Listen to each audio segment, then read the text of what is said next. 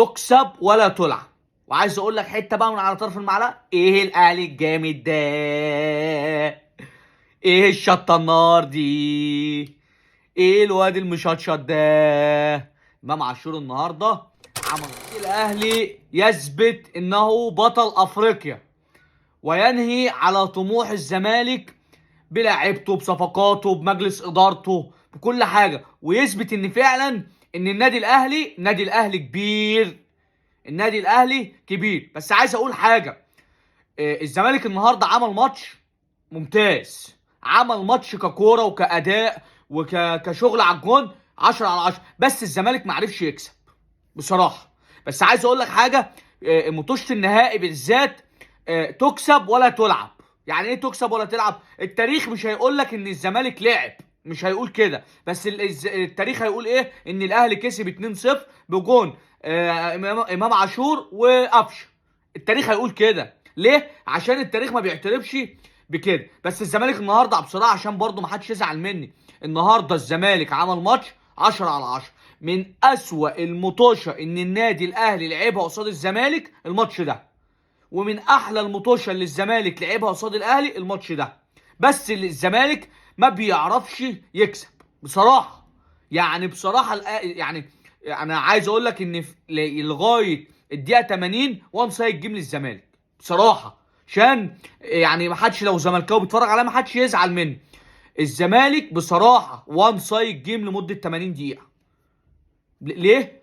كوره اداء لعب على الجون. بس الاهلي لعيبته لعيبه تقيله، وكولر عجبني في حاجه، ان هو واقف على الخط مش مخلي باله. مش مخلي باله.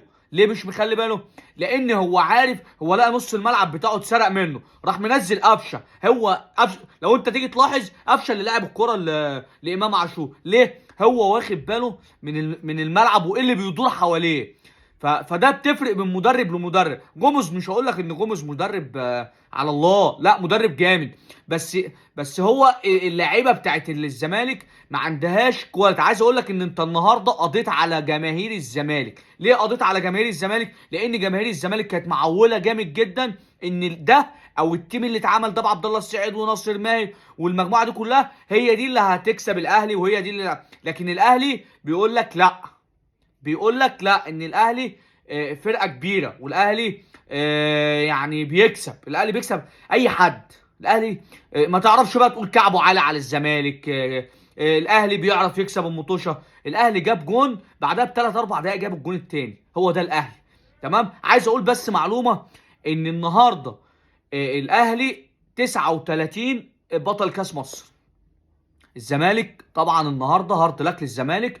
وانا بقول لك تاني اهو، ان في النهائيات تكسب ولا تلعب.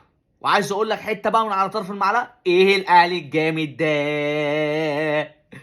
ايه الشطه النار دي، ايه الواد المشطشط ده. امام عاشور النهارده عمل ماتش بصراحه. الجون شفع له كتير. هو الواد لعيب جامد، وانا قلت قبل كده في الفيديوهات، امام عاشور صفقه القرن فعلا.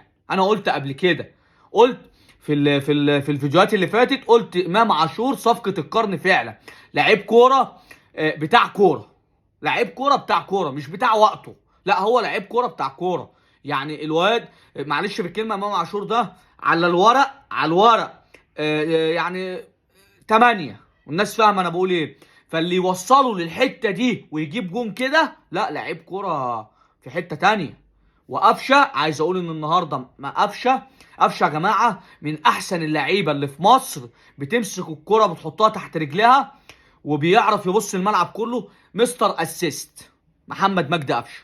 محمد مجدي قفشه النهارده، عايز اقول لك ان انا بصراحه محمد مجدي قفشه كان نفسي ياخد الجايزه النهارده. ليه؟ لحاجتين. محمد مجدي قفشه نازل الشوط الثاني كبديل، عمل بصراحه من ساعه ما نزل قلب الماتش بصراحه. عامل الجول لامام عاشور وجاب جول.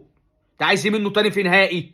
انا مش عايز. انت عايز ايه منه كمشجع او كمدرب؟ انا مش عايز حاجه كده، مش عايز حاجه اكتر من كده. فالنهارده نقول للزمالك هارد لك، عملتوا مباراه كويسه. بس الاهلي يا جماعه فرقه تقيله، وفرقه بتاع الكوره، وفرقه بتعرف تكسب بصراحه. فرقه بتعرف تكسب. مش عايز اقول لك ان الزمالك النهارده، لا الزمالك النهارده عمل ماتش ممتاز. بس ما عرفش يكسب، ما عرفش يكسب. وانا قلت قبل كده ودلوقتي بقول لك تاني اهو، التاريخ مش هيقول لك ان الزمالك كان اكتر من الاهلي في الاستحواذ. البطوله مش بالاستحواذ، البطوله بالاجوان. النهارده الاهلي كسب 2-0. هارد لك للزمالك ومبروك للنادي الاهلي. وايه الواد امام الشطشط ده؟ ايه الاهلي الجامد ده؟ نادي الاهلي حديد.